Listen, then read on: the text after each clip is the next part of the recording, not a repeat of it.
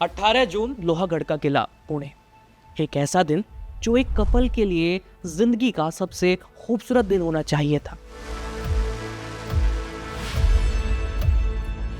लेकिन उसी दिन एक खामोश पहाड़ ने अपने अंदर एक ऐसा राज छुपा लिया जिसने पूरे देश को हिला दिया।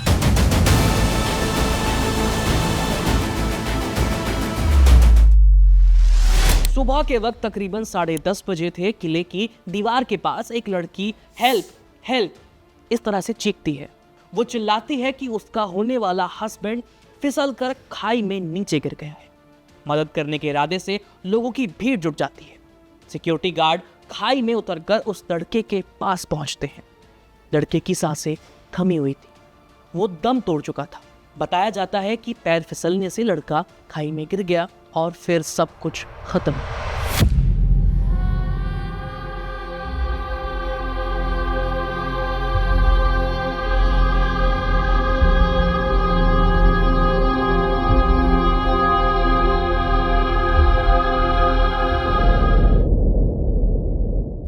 वाकई इस घटना को सबने हादसा ही मान लिया था। सबको लगा था कि सब खत्म हो गया, लेकिन नहीं। सिया के सोनम रघुवंशी बनने की कहानी यहीं से शुरू होती है। पुणे का अरबपति परिवार, रियल एस्टेट कारोबार, परिवार का बेटा केतन अग्रवाल, जिसकी शादी की तैयारियां घर पर जोरों से चल रही थी।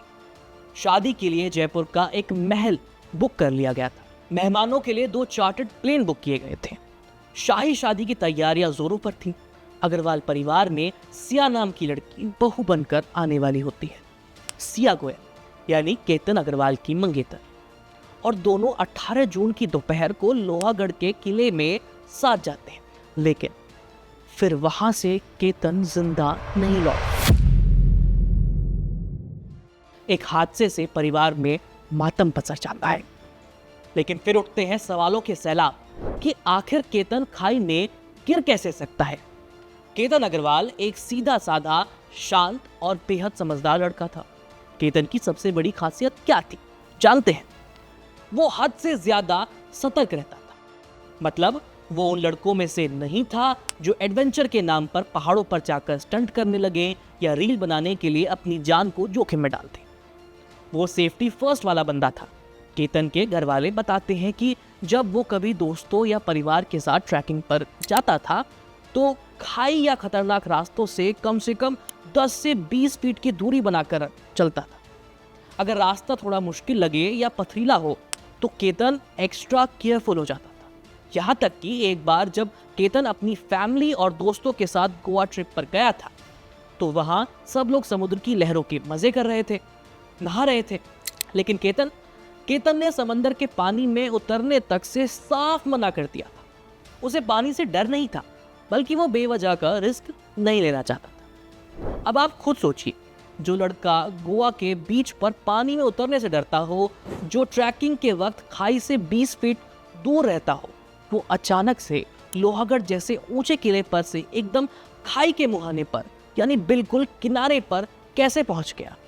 और सबसे बड़ा सवाल, वो वहां सिर्फ एक बार नहीं बल्कि पिछले 18 दिनों में 3 बार गया था। आखिर क्यों? पुलिस के सामने सबसे बड़ा सिर दर्द तो यही था।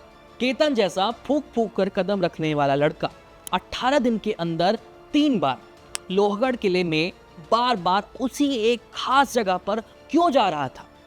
उसे उस जगह से क्या लगाव था, या फिर उसे वहां किसी साजिश के तहत ले जाया जा रहा था? जब पुलिस ने केतन के परिवार वालों के बयान दर्ज किए तो कहानी में एक ऐसा मोड़ आता है जिसने पुलिस के कान खड़े कर दिए। केतन के घर वालों ने एक ऐसी बात बताई जिससे साजिश की बू आने लगी। दरअसल पहले 31 मई को केतन और सिया लोहागढ़ के किले जा चुके थे। इसके बाद फिर सिया ने केतन को 4 जून को ही लोहागढ़ किले पर ले जाने का पूरा प्लान तैयार कर लिया था। लेकिन किस्मत ने केतन का साथ दिया। केतन के घर वालों ने किसी पारिवारिक वजह से उसे उस दिन बाहर जाने की इजाजत नहीं दी।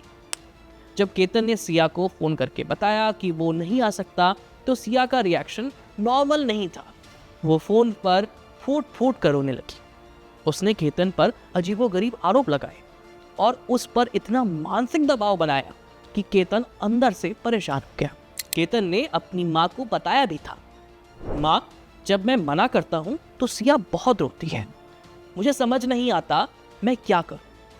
10 दिन बाद यानी 14 जून के दिन सिया के लगातार बढ़ते दबाव और रोने धोने से परेशान होकर केतन की माँ आखिरकार केतन को सिया के साथ लोहागढ़ जाने की इजाजत दे देती है। ये ट्रिप असल में वारदात के लिए नहीं बल्कि पूरे रास्ते और सीसीटीवी कैमरों की लोकेशन को समझने के लिए एक रेकी थी। सिया देखना चाहती थी कि किले का कौन सा कोना सबसे सुनसान है, जहां मोबाइल नेटवर्क भी काम नहीं करता और जहां से किसी को गिराया जा सके तो उसके बचने की गुंजाइश बिल्कुल ना हो। केतन को खाई से फेंकने का प्लान बना लिया गया था। इसके बाद 14 जून की ट्रिप के ठीक 3 दिन बाद यानी 17 जून को सिया ने अपना आखिरी पासा फेंका। उसने केतन से कहा कि उसके एक बहुत करीबी दोस्त ने 18 जून को लोहागढ़ किले पर एक स्पेशल सरप्राइज पार्टी प्लान की है। केतन थोड़ा सा हिचकिचाया क्योंकि वो अभी अभी वहां से लौटा ही था, लेकिन सिया के इस सरप्राइज के जाल में वो फंस गया। उसने घर आकर अपनी माँ से कहा कि सिया के दोस्तों की तरफ से पार्टी है, इसलिए उसका जाना जरूरी है। घर वालों ने सिया पर भरोसा किया क्योंकि वो होने वाली बहू थी और उसे जाने दिया। 18 जून की सुबह सूरज अपनी पूरी तपिश के साथ चमक रहा था। किसी को अंदाजा भी नहीं था कि इस चिलचिलाती धूप में एक बेगुनाह का खून बहने वाला है। केतन और सिया सुबह करीब 9 बजे लोहागढ़ किले के मेन गेट पर पहुंचते हैं। उस दिन का तापमान लगभग 33 डिग्री सेल्सियस था। जून की इस चिलचिलाती गर्मी में लोग हल्के कपड़े पहनकर भी पसीने से तरबतर हो रहे थे। तभी एंट्री टिकट काउंटर पर एक अजीब समस्या खड़ी हो गई।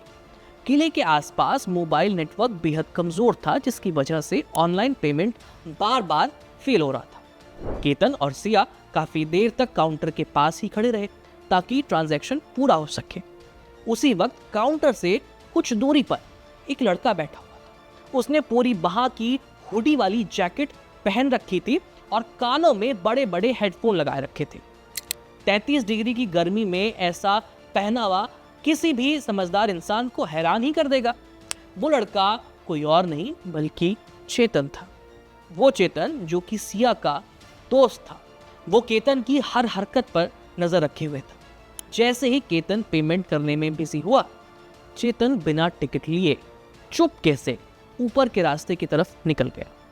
जैसे जैसे दोनों ऊपर चढ़ रहे थे, सिया की बेचैनी बढ़ती जा रही थी। वो बार बार पीछे मुड़कर देख रही थी। पुलिस को बाद में सीसीटीवी फुटेज से पता चला कि चेतन उनके पीछे पीछे ही चल रहा था। एक जगह पर जब केतन आगे बढ़ गया तो चेतन थोड़ा पीछे रुककर जमीन पर बैठ गया ताकि केतन को कोई शक ना हो। लेकिन उसी पल चेतन ने अपने हाथ से सिया की तरफ एक अजीब सा इशारा किया।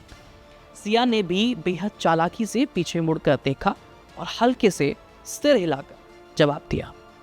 यह इस बात का संकेत था कि शिकार जाल की तरफ बढ़ रहा है और शिकारी अपनी पोजीशन ले चुका है। करीब 10:30 बजे सिया केतन को किले के उस सबसे ऊंचे और खतरनाक हिस्से पर ले गई जहां नीचे सैकड़ों फीट गहरी खाई थी।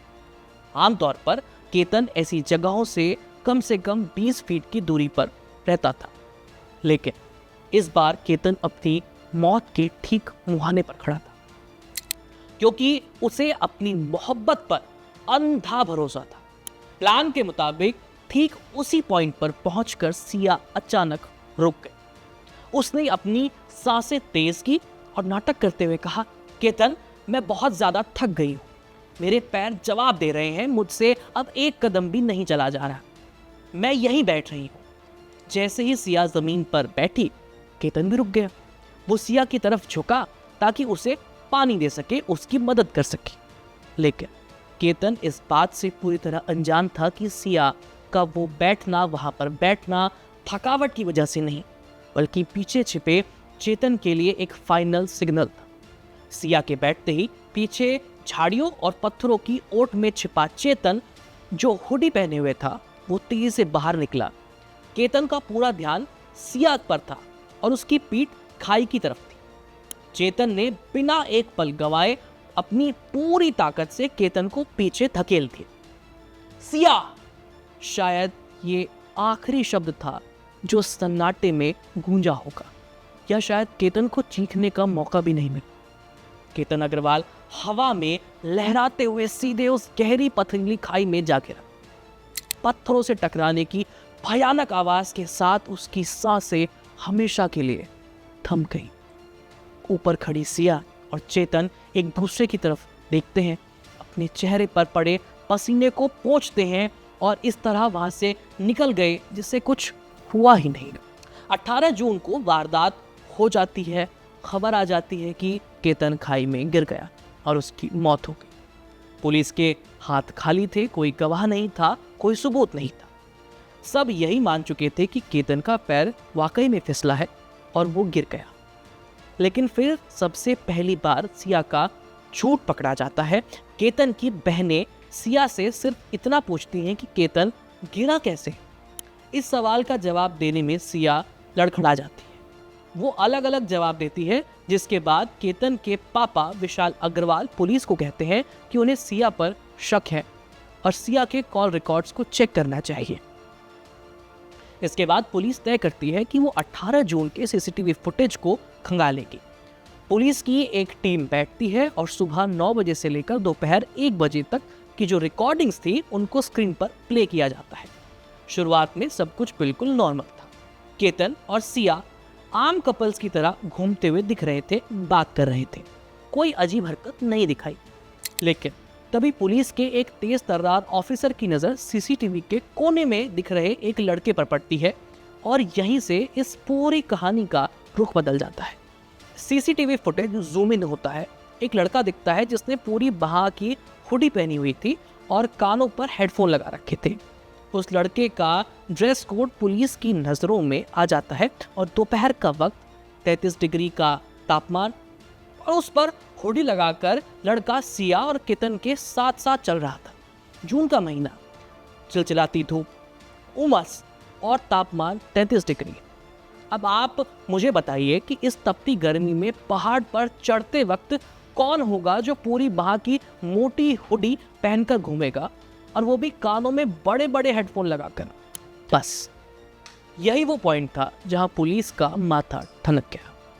अधिकारियों को समझ आ गया कि दाल में कुछ काला नहीं है, बल्कि पूरी की पूरी दाल ही काली है।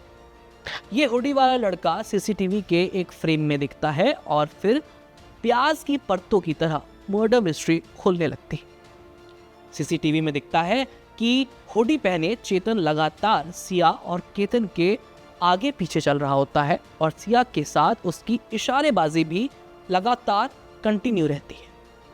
वहीं सिया के कॉल रिकॉर्ड्स चेक करने पर पता चलता है कि दोनों के बीच 1 जून से 18 जून तक 2000 बार से ज़्यादा बातचीत हो चुकी थी।